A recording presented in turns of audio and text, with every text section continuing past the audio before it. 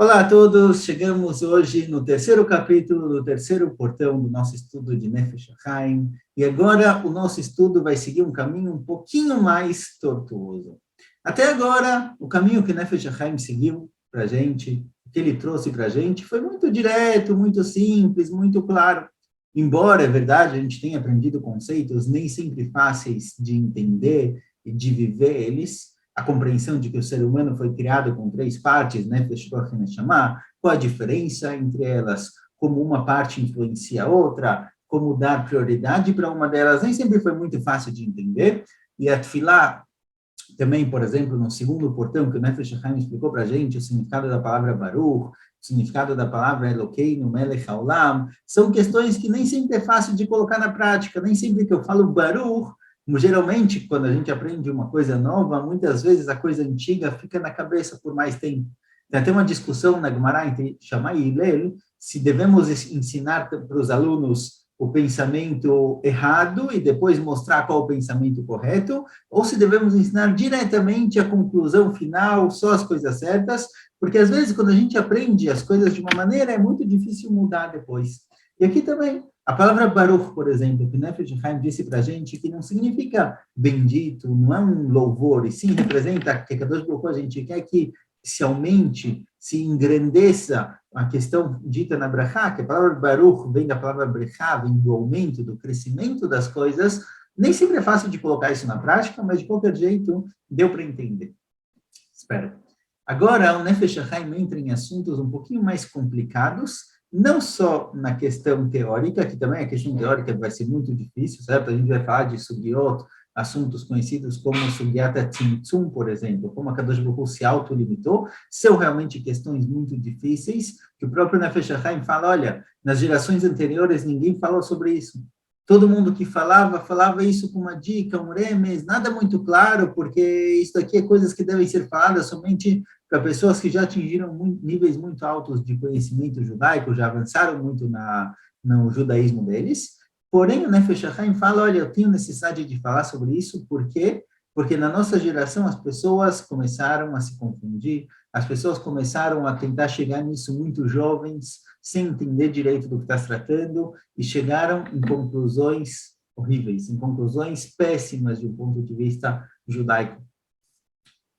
E o Nefesh HaChaim, no fim do segundo capítulo, mas principalmente aqui no terceiro capítulo, fala um dos grandes problemas que foi gerado pela incompreensão de conceitos da Kabbalah que começaram a ser espalhados para a juventude, para pessoas que estavam longe de realmente estarem aptas a entender esses conceitos.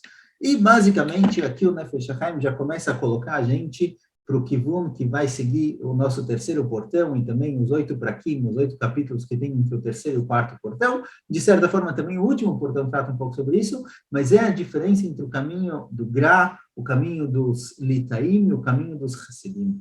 O movimento da Hassidut surgiu, basicamente, na geração anterior à geração do Nefesh HaChaim. O Nefesh HaChaim, Rav Chaim Volozhin, ele era aluno do Gra, o Gaon de Vilna, e justamente nessa época surgiu o movimento da Hassidut.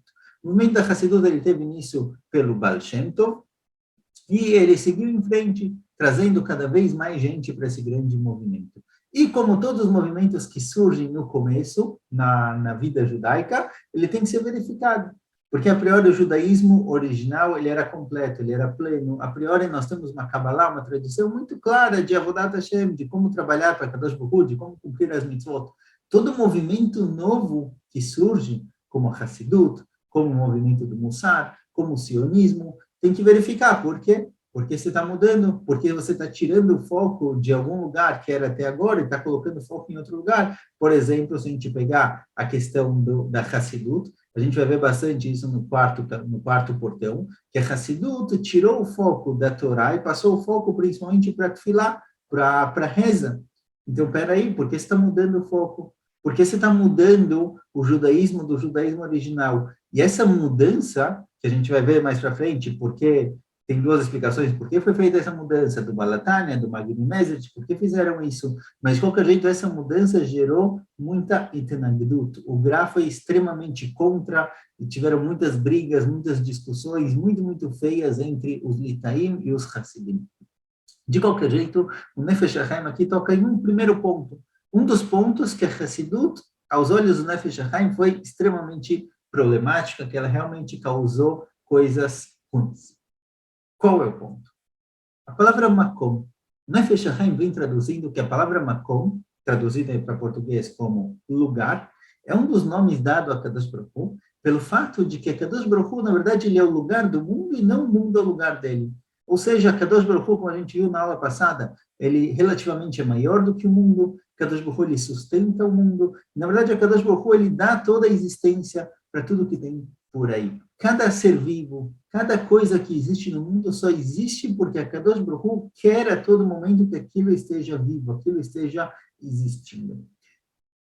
Esse é um conceito difícil, não fácil, não é fácil de entender, mas é um conceito difícil de vivenciar isso, certo? Porque, a priori, você está dizendo que o quê? Você está dizendo que a Kadosh Baruch Hu existe tanto num ser humano quanto num animal, da mesma forma, do mesmo nível, como funciona exatamente? Então, alguém que já avançou muito no conhecimento judaico dele, ele consegue absorver isso sem criar nenhum problema na vida. Porém, Nefesh HaChaim fala que o movimento da Hassidut, ele não fala explicitamente da Hassidut, mas a ideia por trás do que ele traz aqui é meio clara. Diz o seguinte, olha, no momento em que a Hassidut começou a abrir os portões do mundo da Kabbalah para todo mundo, mesmo para pessoas que não passaram muitos e muitos anos estudando, isso vai contra, a priori, o que a Gemara diz para a gente, que somente deve se chegar no mundo da Kabbalah alguém que ele já tem todo o conhecimento da Torá revelada, mas o que é chamado de Niglé, Shas, Poskim, as Gemarot, as Alachot. Somente depois de absorver tudo isso, somente depois que a pessoa está plena com todo esse conhecimento, ele pode começar a tratar de conhecimentos mais filosóficos, mais abstratos e espirituais. A Hassidut abriu os portões. Por quê? Vamos ver mais para frente, mas ela viu a necessidade de trazer conceitos da Kabbalah também para a juventude, também para as pessoas mais afastadas. Falando Nefesh HaChaim, isso causa um problema muito grande. Por quê? Porque a conclusão da palavra makom, para pessoas que não estão no nível necessário para alcançar isso, chegou no seguinte ponto. As pessoas começaram a se perguntar, peraí, se a Kadosh Baruch Hu, ele é o lugar do mundo, ele é o que dá existência para tudo. Então, realmente, do mesmo modo que existe a Kadosh Baruch Hu num ser humano, existe uma centelha divina em cada um de nós, existe também uma centelha divina em cada um dos animais, em cada uma das árvores, em cada uma das plantas, em cada uma das pedras, em tudo, em absolutamente tudo, existe a Kadosh Baruch Hu. E dá para respaldar isso em vários psukim. A gente tem o pasuk, a gente fala, em non milvador, não tem outro senão a Kadosh Baruch Hu, ou seja, a Kadosh Baruch Hu se encontra em todo lugar do mundo, existe por trás do mundo físico que a gente vê, uma centelha divina, uma alma espiritual que vem de Kadosh Baruch Hu. E começou a ser criada, basicamente, dentro do judaísmo, a ideia do panteísmo, a ideia de que tudo é Deus. Tudo é Deus, absolutamente tudo. E falando Nefesh HaChaim, existe aqui um grande problema. Mais para frente a gente vai, de novo, tratar da questão do Tzimtzum, como a Kadosh Baruch Hu se autolimitou, o que acontece com os lugares onde a priori a Kadosh Baruch Hu não se encontra, será que ele está lá, será que ele não está lá? A gente vai tratar disso na continuação, mas a priori falando Nefesh HaChaim, por exemplo, o que aconteceu? As pessoas começaram a pensar, olha, se a Kadosh Baruch Hu se encontra em todo lugar, ele se revela dentro de todo lugar, então, peraí, sabe o que eu posso fazer? Eu posso fazer o seguinte, a priori eu posso estudar a Torá, que é uma das grandes revelações divinas, em qualquer lugar, mesmo no banheiro. Por quê? Porque o banheiro, embora os seres humanos, a nossa visão subjetiva do banheiro é de que o banheiro é um lugar sujo, é um lugar impuro, onde não se pode estudar a Torá, mas a verdade é que na compreensão mais elevada, na compreensão do mundo da Kabbalah, na compreensão do mundo da Hassidut, a Kadosh Baruch Hu se encontra mesmo no banheiro. Leita tarpa no iminei, não existe nenhum lugar onde a Kadosh Baruch Hu não se encontra, ele está em todo lugar. Então, se é possível estudar a Torá no Beit HaMidrash, é possível estudar a Torá no banheiro também, em qualquer lugar. Essa foi a conclusão que chegaram. E a priori faz sentido, se a Kadosh Baruch Hu está em todo lugar, ele está também no Beit HaMidrash, ele está também na rua, ele está também no banheiro. Então, a revelação divina de Kadosh Baruch Hu na Torá não é diferente para quem se aprofundar da revelação divina de Akadosh Baruch Hu no banheiro. Então, eu posso ir lá no banheiro, falo na Nefesh HaChaim, isso é loucura. Chazal falaram para a gente que é proibido estudar a Torá bemekomot mitunafim, lugares sujos, não se pode estudar lá Torá. A nossa visão subjetiva do mundo não pode ser substituída por uma visão a priori errônea do mundo da Kabbalah, de que cada um se encontra em todo lugar. Não é exatamente essa frase não é exata, a gente vai ver na frente como o Nefesh HaChaim vê isso, mas de qualquer forma, o Nefesh HaChaim fala, olha, são conceitos tão profundos que geralmente as nossas gerações anteriores não trataram do assunto. Rokeah, Huramban, todos eles trazem isso como sodot, como segredos. O que é um segredo? Por que a Kabbalah é chamada de um segredo? Segredo é um conceito que, se você não está apto a entender ele, ele vai te prejudicar.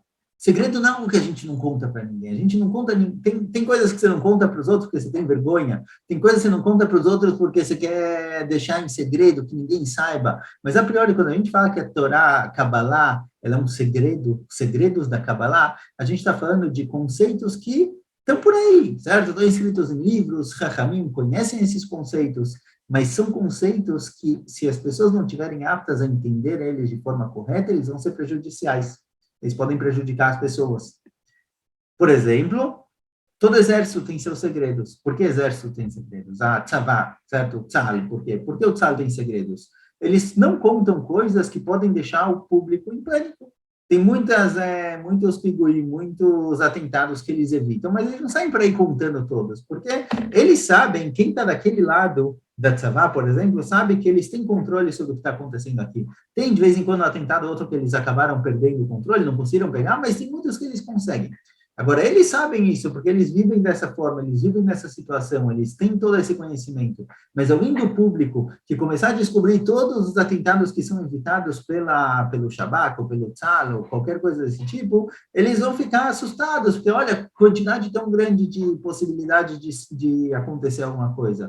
Então, eles não estão aptos a receber isso, a entender isso, porque eles não têm todo o conhecimento, eles não têm todas as ferramentas, eles não têm a condição de compreender a Tmunah Shlema, certo? A figura inteira, a visão inteira. Então, isso se torna um segredo. Assim também no mundo da Kabbalah. Tem conceitos da Kabbalah que, se a pessoa tentar chegar neles antes da época, antes de realmente estar apto para vivenciar isso, para entender isso, ele não vai entender, ele vai entender isso de forma errada, isso aqui vai ser prejudicial. Então, falando da Nefesh HaChaim, os nossos antepassados não trataram muito do assunto. Quando eles falaram sobre a Kadosh Baruch Hu, eles falaram de a Kadosh Baruch Hu da forma mais simples possível e mantiveram em segredo todos os conceitos da Kabbalah, até como ele trouxe no Pérec anterior, que se você estiver chegando longe demais, Shubel Mekomecha, volta para o Makom, volta para o lugar onde se entende a Kadosh Baruch Hu de uma maneira mais simples. Porém, fala na Nefesh HaChaim, já que na nossa geração o mundo da Hassidut abriu as portas para que qualquer um tente entender e compreender conceitos da Kabbalah, conceitos que são, na verdade, sodotas, são segredos do judaísmo, eu vou ter que falar deles um pouquinho. Com muito cuidado, eu vou ter que falar deles para que as pessoas não se queimem, para que as pessoas não acabem chegando em conclusões erradas, certo? Então, o Nefesh HaChaim aqui, ele vai começar a trazer para a gente vários e vários pontos que são essenciais no judaísmo, que a compreensão errada, quando a pessoa não está no nível ainda, quando ele não vê o judaísmo de forma geral, ele foca somente em um ponto, isso daqui pode ser prejudicial, pode ser problemático, como justamente essa questão de que se a Kadosh Baruch Hu se encontra em todo lugar, então não tem diferença se eu estudo Torá no Beit HaMikdash ou eu estudo Torá no banheiro, os dois são aceitáveis, quando não. Alahá nos diz que não. Alahá nos diz que a gente deve ver o mundo de um ponto de vista subjetivo.